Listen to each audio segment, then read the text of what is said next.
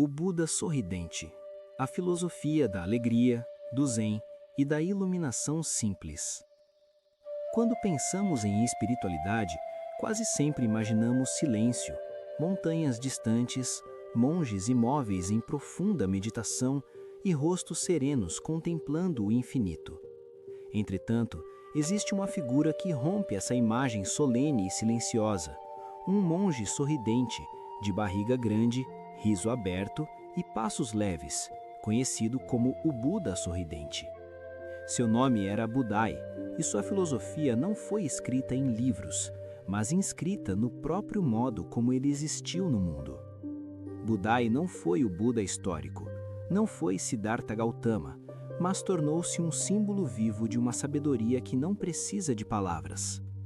Ele caminhava pelas vilas carregando apenas um saco nas costas, distribuindo pequenos presentes, comida e alegria, sem discursos, sem templos, sem seguidores formais.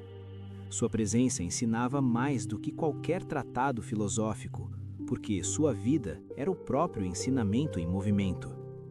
Ele mostrava que a iluminação não precisa ser austera, que a espiritualidade não precisa ser pesada, que o despertar não precisa ser silencioso.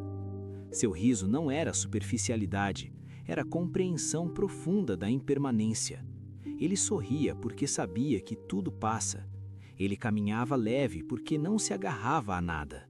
Ele ria porque compreendia que o sofrimento nasce do apego e que o apego nasce da ilusão do eu. Assim, Budai ensinava algo radical. A alegria também é um caminho espiritual, não como fuga da dor, mas como transcendência dela. O riso em sua filosofia não era ignorância, mas libertação do ego. Quando o indivíduo se leva demasiado a sério, ele se torna prisioneiro de suas identidades, de suas expectativas e de seus medos. Budai dissolvia tudo isso com um sorriso simples, mostrando que a verdadeira sabedoria não precisa se afirmar, nem se impor, nem ser reconhecida. Ele carregava apenas um saco, e esse saco simbolizava o essencial, nada além do necessário, nenhum acúmulo, nenhuma posse, nenhuma fixação. Sua vida ensinava que quanto mais possuímos, mais somos possuídos. Quanto mais desejamos, mais nos tornamos escravos do futuro. Quanto mais nos apegamos ao passado, mais perdemos o presente. Budai vivia no agora, e o agora era suficiente. O desapego para ele não era pobreza forçada, mas liberdade consciente. Era a escolha de viver leve, de não carregar pesos desnecessários, de não transformar coisas em identidades. Ele mostrava que a verdadeira riqueza é precisar de pouco e, mais ainda, precisar de menos ainda. Sua caminhada pelo mundo refletia também uma profunda sintonia com o fluxo natural da vida.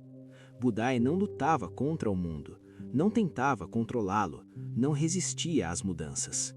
Ele vivia no ritmo do Tao, no fluxo do existir, na dança espontânea da impermanência. Ele praticava, sem saber o nome, o Wu-Wei, a ação sem esforço, o agir sem forçar, o existir sem tensão. E é nesse ponto que sua filosofia se encontra profundamente com o Zen. O Zen ensina que a verdade não está nos conceitos, nem nos discursos, nem nas teorias, mas na experiência direta do presente.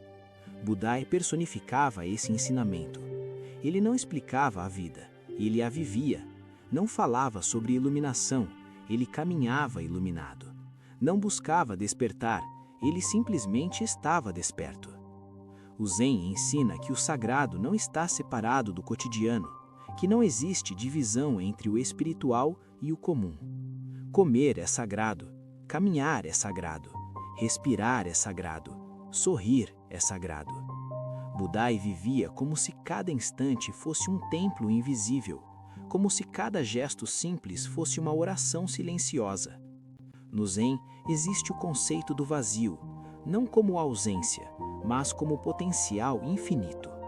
A mente vazia é a mente livre, a mente cheia de conceitos é a mente prisioneira.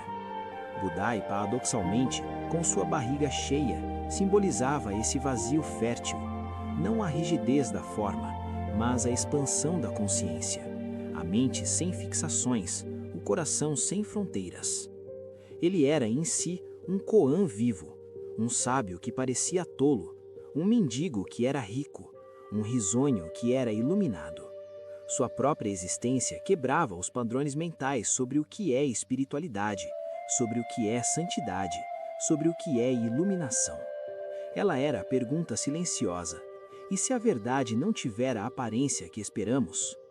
O Zen diz que não há nada a alcançar, porque já somos aquilo que buscamos. Budai não buscava iluminação, e exatamente por isso parecia iluminado. Ele não buscava sentido, e por isso vivia em sentido. Ele não buscava paz, e por isso era paz em movimento.